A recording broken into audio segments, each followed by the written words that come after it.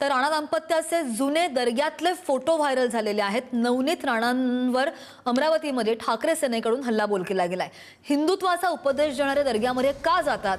ठाकरे सेनेचे शहर प्रमुख प्रवीण हरमकर यांनी असा सवाल उपस्थित केलाय। हनुमान चालीसा पठणाच्या घोषणेनंतर राजकीय वाद बराच रंगल्याचं पाहायला मिळतंय। नवनीत राणा यांनी उद्धव ठाकरे यांच्यावर टीका करत नागपूरमधील रामरक्षा आंदोलनानंतर अमरावतीमध्ये आज सामूहिक हनुमान चालीसा पठण करण्याची घोषणा केली आहे। आणि मग या पार्श्वभूमीवर ठाकरे सेनेचे अमरावती शहर प्रमुख यांनी राणा दाम्पत्याचे दर्गा आणि मशिदींना भेटी देत असल्याचे जुने फोटो व्हायरल करत असल्यावर त्यांच्यावर जोरदार टीका सुद्धा केली आहे। हिंदुत्वाचा उपदेश करणारे स्वतः दर्ग्यामध्ये का जातात असा सवाल त्यांनी उपस्थित केलाय। त्यानंतर निवडणुकांवेळीच फक्त हिंदुत्वाची आठवण होते असा टोला सुद्धा त्यांनी लगावलाय। आल्या की हिंदुत्व आठवते यांना आणि दुसऱ्याच दिवशी दर्ग्याचे फोटो काढले जातात।